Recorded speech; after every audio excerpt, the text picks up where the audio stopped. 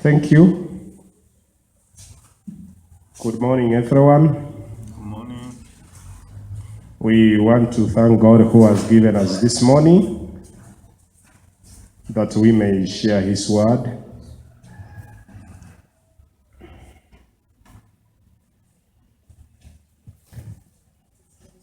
We want to look at the book of Acts of the Apostle.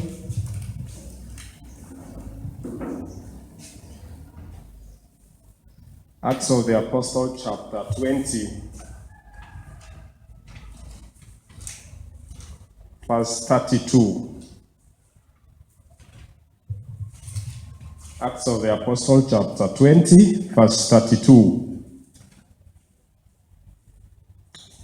I read, "And now, brethren, I commend you to God and to the word of His grace, which is able to build you up and to give you an inheritance among all them which are sanctified." I repeat again. "And now, brethren, I commend you to God and to the word of His grace, which is able to build you up and to give you an inheritance among all them which are sanctified." This morning we want to share the final remarks that Paul gave to the church of Ephesus on his way to Jerusalem, because this was his final remarks that he was giving to the church in Ephesus. And we want to look at these words and mainly learn about the warning that Paul was giving to the church of Ephesus, especially the false teachers. The Bible says, just from verse 17, "And from Miletus he sent to Ephesus and called the elders of the church. And when they were come to him, he said to them, You know from the first day that I came to Asia, after what manner I have been with you at all seasons." Paul is preparing to go to Jerusalem to attend the Pentecost, and therefore, after his final missionary work, the 40 journey, Paul is purposing to rush to Jerusalem so that he may be there in good time. And therefore, going to Ephesus would take him much time. And therefore, the Bible says that while he was in Miletus, he sent for the elders of the church in Ephesus to come to Miletus. And when they came to him, he started to give them pieces of advice or his final remarks. This church of Ephesus, you will come to realize that it was a church, it was a city that had advanced technologically, economically, but there was also worshipping of goddess Diana. And so the people of Ephesus, they had their gods, created crafted images where they were worshipping. And they had a lot of philosophers. Therefore, false teachers in this city of Ephesus was too high. So one time in Acts chapter 19 from verse 1, when Paul was coming to that city of Ephesus, he found a few disciples there. They were around 12. And then he asked them, "Did you receive the Holy Spirit when you first believed?" But they said, "We have no idea about anything called the Holy Spirit." But he told them the right thing, and then he laid his hands on them, and they all received the Holy Spirit. And they were around 12 men. And therefore, from this time continuing onwards, Paul continues in the synagogue to teach them, to teach these people, to ground them in the word of God. The church in Ephesus was therefore born. And so God did a lot of miracles through the hands of Paul. To an extent, people brought the handkerchiefs of the sick people. And Paul's shed passing by, the sick people received their healing. And when some people saw how God was working miracles by the hands of Paul, they also tried to exercise what Paul was doing. And the 7 sons of Sceva, they did the same. They said, in the name that Paul preaches, we cast you out. And then the demon was very violent and they said, Paul, we know, but who are you? And then they beat these people, they torn their clothes, and they were seriously injured. And fear came to all the people in that city of Ephesus because God was working through the hands of Paul, working miracles through Paul. And the Bible says people who were practicing magic, they brought their books. It means there were a lot of philosophers, a lot of people who believe in wrong gods. They brought their books confessing their sins, and the books were burned there. But this thing was not going well with people who were making profit through this goddess Diana, blacksmiths. It did not go well with them. And therefore they sat down and said, people, you know, our goddess Diana will lose her magnificence, will lose her reputation. There is this man who is preaching that there is another god, but not the goddess Diana. This man has diluted the whole city of Ephesus, and the people are following him. Please, the temple of our goddess Diana is in danger. It will not have any importance. And apart from that, you know very well we live by this business of selling these blacksmith things. Therefore, our business is in danger, and not only our business, but the temple of our goddess Diana, it will lose its reputation. And the Bible says when the people heard this, they were full of anger. And for the period of 2 full hours, they shouted that great is God, the temple of Diana. Let's read that. Verse 28, chapter 19, verse 28. Chapter 19, verse 28. And when they heard this saying, they were full of wrath, and cried out, saying, great is Diana of the Ephesians. You see, people were possessed by wrong doctrine to the point that no one can convince them. Even if miracles were happening, their hearts were hardened. And for the period of 2 hours, what kind of passion is this? This wrong passion. For the period of 2 hours, they were singing, great is Diana of Ephesus. We don't know any other God. Great is Diana of Ephesus. For a period of 2 hours, great is Diana of Ephesus. This was the city of Ephesus. And therefore, when Paul was giving them their final remarks on his way to Jerusalem, he wanted to ground them in the word of God so that no one will take them astray. Even he wants Timothy to go and teach them. 1 Timothy chapter 1, verse 3.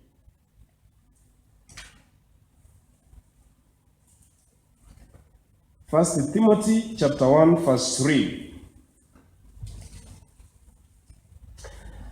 As I besought thee to abide still at Ephesus, when I went to Macedonia, that thou mayest charge some that they teach no other doctrine, neither give heed to feeble and endless genealogies, which minister questions rather than godly edifying, which is in faith. So do.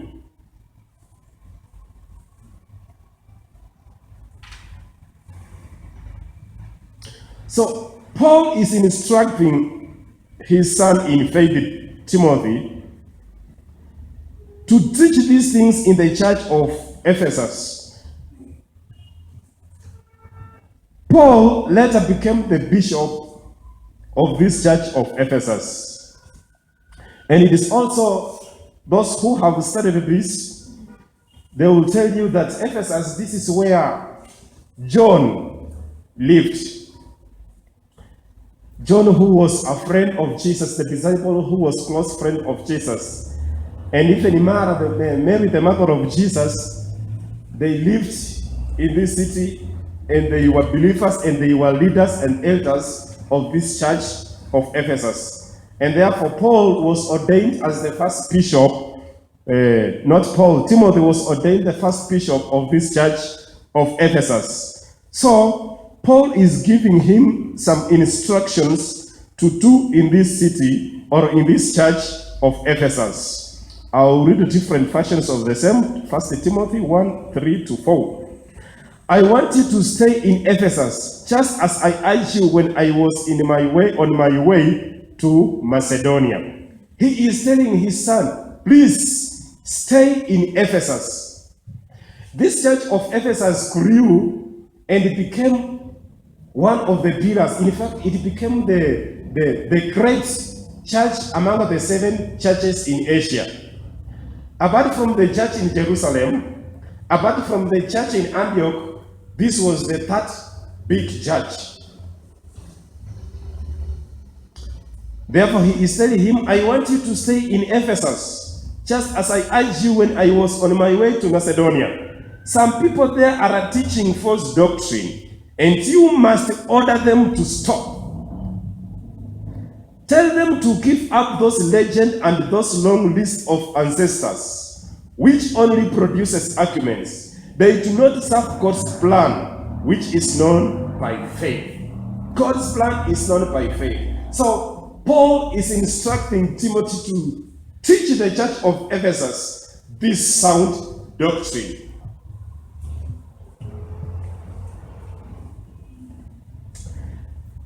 And therefore, when we go back to our scripture, where in Miletus, Paul is calling the elders of the church of Ephesus to come to him.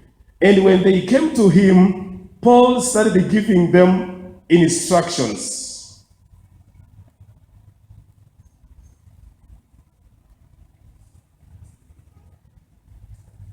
We will start from verse 17.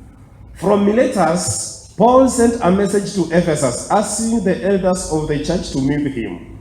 When they arrived, he said to them, you know how I spent the whole time I was with you, from the first day I arrived in the province of Asia. With all humility and many tears, I did my work as the Lord's servant during the hard times that came to me because of the plot of the Jews. You know that I did not hold back anything that would be of help to you, as I preached and taught in public and your homes. Paul has called the elders of the church of Ephesus, and he is telling them how he has lived among them for around the period of almost 3 years, teaching, grounding the church of Ephesus, because he knew very well if he leaves this church of Ephesus without grounding them to the word of God, and there is a lot of false teaching going on around, these people will be easily carried away by false doctrine. And therefore, this could be one of the reasons why Paul spent a lot of time in Asia, in the church of Ephesus, teaching them the sound doctrine of the Word of God. With all humility and many tears, I did my work as the Lord's servant during the hard time that came to me because of the blood of the Jews. You know that I did not hold back anything that would be of help to you. I preached and taught in public and in your homes. In other words, Paul took the period of 3 years teaching these people in public, teaching these people even in the synagogues, even in their homes, going to their homes, grounding them to the sound doctrine of our Lord Jesus Christ.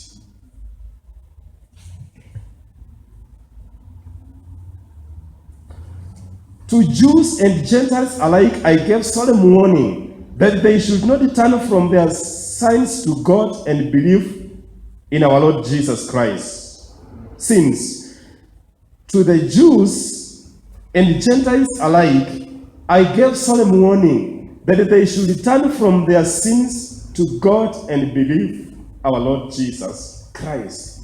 Paul is instructing, is teaching during the time he is in Ephesus, teaching them with tears, passing through persecutions, but teaching the church of Ephesus that they should turn away from their sins and worship the true God, who has sent his Son Jesus Christ as the Savior of the world.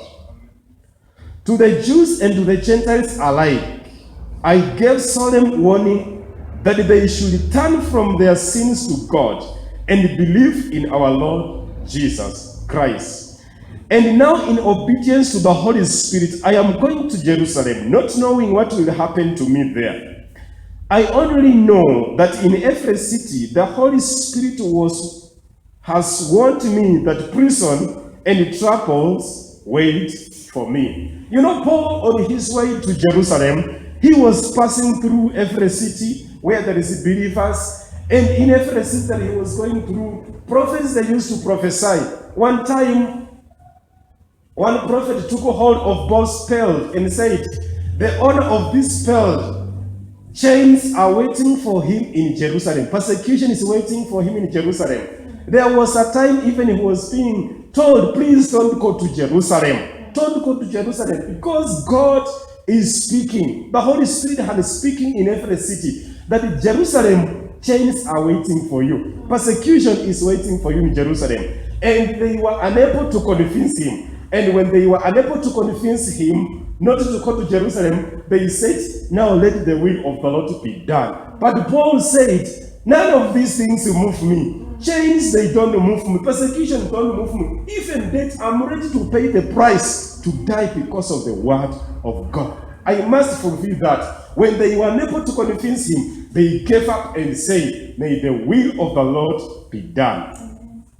And so Paul, he is saying, I only know that in every city the Holy Spirit has warned me that prison and trouble wait for me. But I reckon my own life to be worth nothing to me. I only want to complete my mission and finish the work that the Lord Jesus gave me to do, which is to declare the good news about the grace of God. This was the teaching of Paul, the kingdom of God and the Lord Jesus Christ. I have gone about among you, preaching the kingdom of God, and now I know that none of you will ever see me again. So I solemnly declare to you this very day, if any of you should be lost, I am not responsible. I have done my best to give you the sound doctrine. If you go astray, I am not responsible. I have not held back what is right. Even if it is rebuke, I gave rebuke where it is needed. Where correction needed, I corrected. And now, therefore, when I go, I will not come back to you again. But if there is any one of you who will be lost, it will not be Paul responsible, because I have done what is supposed to be done to give you the right and the sound doctrine of our Lord Jesus Christ. For I have not held back from announcing to you the whole purpose of God. So keep watch over yourselves and of all the flock which the Holy Spirit has placed in your care. Be shepherd of the church of God, which he has made his own through the blood of his Son. Paul is instructing the elders that not only the believers who need to take caution, but also you, take care. So keep watch over yourselves and of all the flock which the Holy Spirit has placed in your care. Other versions say, keep watch over yourselves and the flock of God and the church of God, which the Holy Spirit has put you as an overseer. God has placed the church of Ephesus in your hands. It's in your care. Please take care that you are not led astray yourself, you the elders. And also take charge, take care of the body of Christ. Take care of the church of Christ in Ephesus. Keep watch. Why keep watch? It's because false teaching will come. It's because false teaching will arise among them. So he's telling them, keep watch. Keeping watch, it means be alert, be attentive. Be on a lookout. Anything will happen. You will come to your house down there. He's telling them, false teachers will not only come from outside, but even from within. There is nothing dangerous than an enemy who is within. Better the enemy who is coming from outside because you can be able to see. But the people coming from within, they started slowly giving wrong teachings to the people, confusing people with wrong things. This is more dangerous. That's why he is instructing the elders that keep watch over yourselves and over all the flocks which the Holy Spirit has placed to your care. Be shepherd of the church of God, which he has made his own through the blood of his Son. I know that after I leave, fierce wolves will come among you, and they will not spare the flock. He is telling them, I know very well after my departure, I have lived in this city of Ephesus for the period of almost 3 years. And now I am leaving you, and I will not see you again. I know very well after my departure that fierce wolves, fierce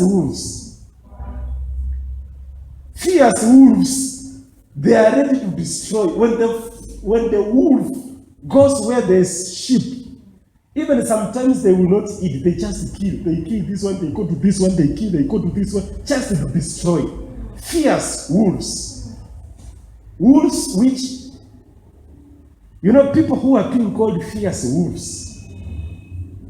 Paul is talking of fierce wolves, but he is referring to people with the wrong doctrine. Fierce wolves.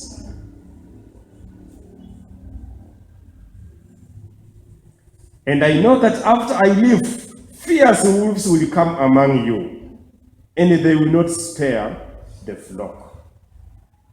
So take care, be cautious, because they will surely come.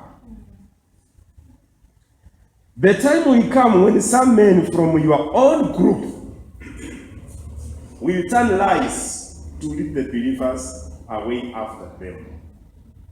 He is warning them that fierce wolves will not only come from outside, but amongst you, people will start teaching wrong doctrine. People will start teaching doctrine which I have not taught. Please be cautious. Be keen. Third time when it comes, there will come some men from your own group, and they will tell lies to lead believers away. They want to draw men away. Many churches here in Africa and many parts of the world, they break because of groupings.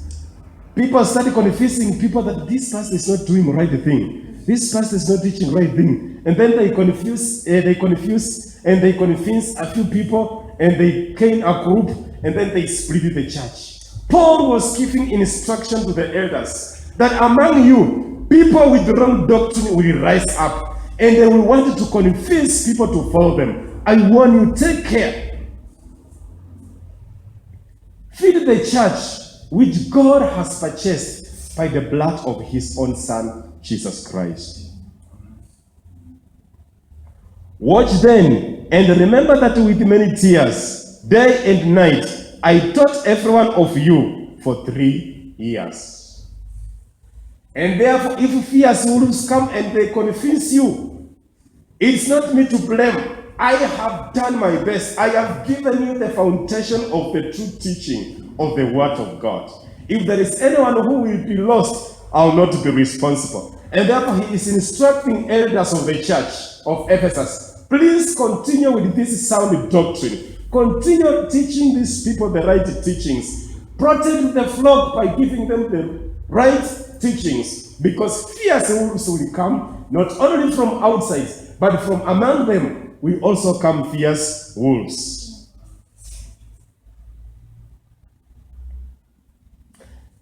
Now our verse.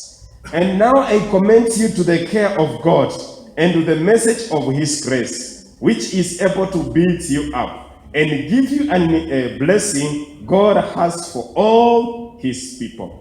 And he is telling them now I commend you, now I refer you to the care of God Other versions give it differently. Verse 32.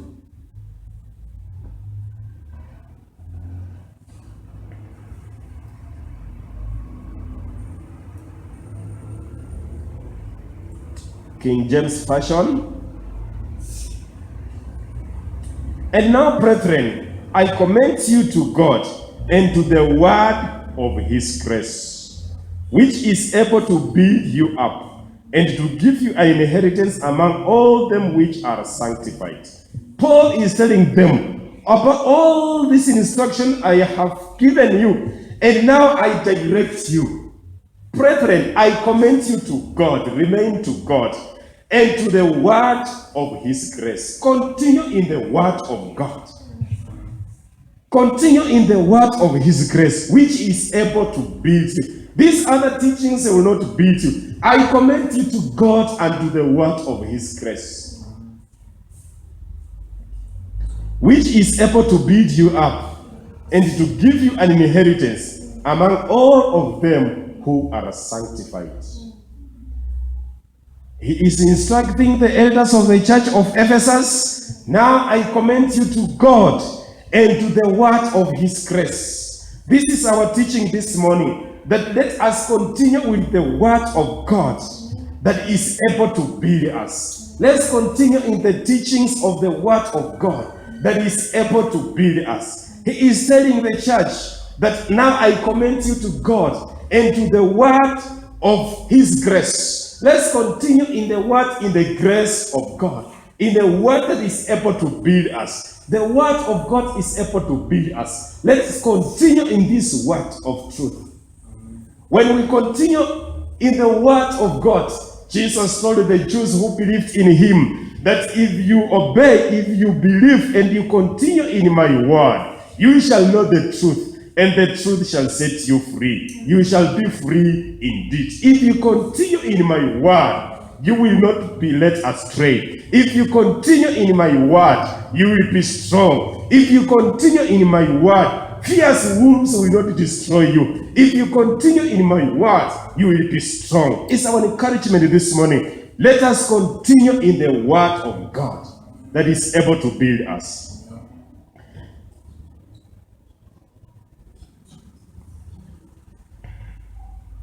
And now, brethren, I commend you to God and to the word of his grace, which is able to build you up and to give you an inheritance among all of them which are sanctified. I have coveted no man's silver or gold or apparel. You yourself know that these hands have ministered unto my necessity and to them that were with me. In other words, Paul is very open. You know, we have got a lot of false teachers out there who say, when you want to receive anything from the Lord, give 500, bring 1,000 so that you can connect yourself with miracles. Those are thieves. For you to receive anything from the Lord, you don't need to bribe God. God only needs your faith and your belief in him. Your faith in God is a connection that you can receive from the Lord. Amen. Hallelujah. Amen. So therefore Paul is telling them that I have never robbed you. Silver or gold or apparel, even a cloth. You know very well my hands have worked. I have worked as a tent maker. Through my hands I have been able to supply to the needs of those who are working with me. So I have lived you with the sincerity of heart. I have laid the foundation for you, so that if there is anyone else who comes and teach other things, know that this one, Paul did not teach us these things. You yourself know that these hands have ministered unto my necessity and to them that were with me. I have shown you all things, how that by so laboring you ought to support the weak, and to remember the words of our Lord Jesus, how he says, it is more blessed to give than to receive. Paul is continuing to instruct them, knowing that among them there are those who are weak. Among them there are those who are unable to solve one or two things of their daily lives. He is telling them that I have shown you, I have given you an example, by laboring, by giving much effort, you ought to support the weak. We were talking in our last Bible study yesterday about these things.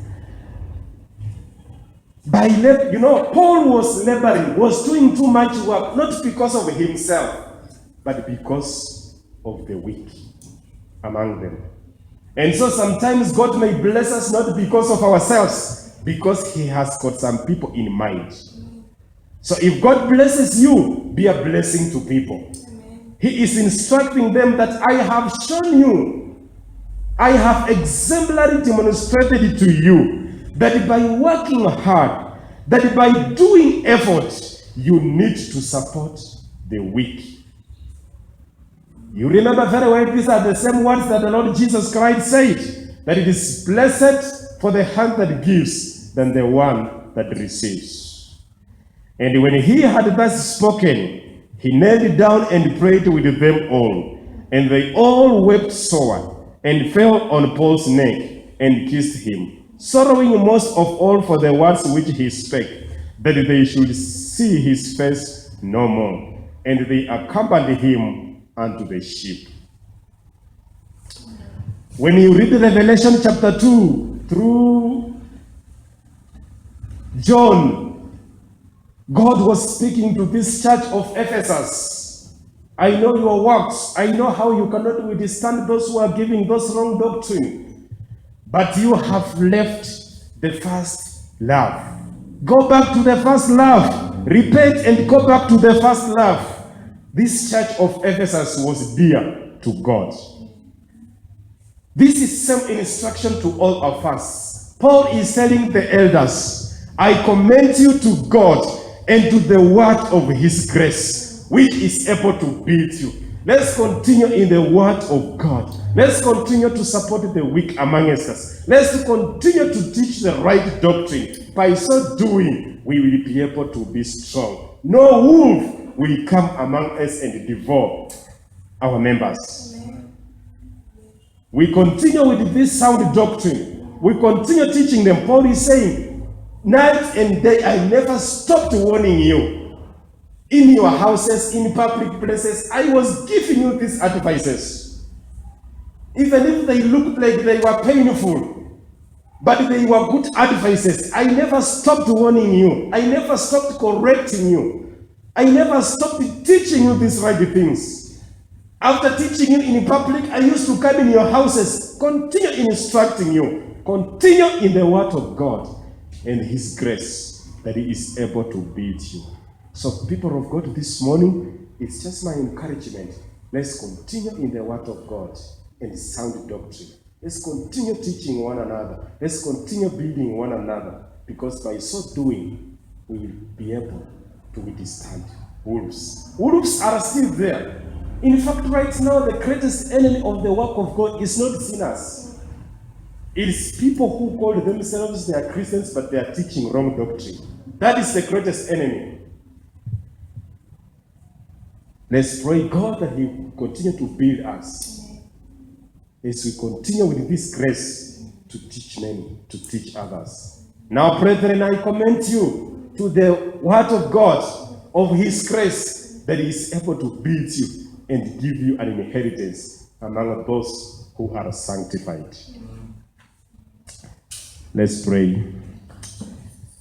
Heavenly Father, we thank you this morning for teaching us your word, that we continue to meditate upon your word. Continue to meditate upon your word. You told your servant Joshua that you continue meditating on this word day and night, so that your ways may be prosperous, so that you may succeed. Your word is truth. Your word is life. Your word is light. Your word is lamp unto our feet. When we have your word, we are not led astray. When we have your word, we don't stumble. When we have your word, we will not get lost. Heavenly Father, we pray that you continue to build us in your word, that we continue in your word even as we teach others to obey your word. Blessed be your holy name. In Jesus' name we pray. Amen. Thank you. God bless you all.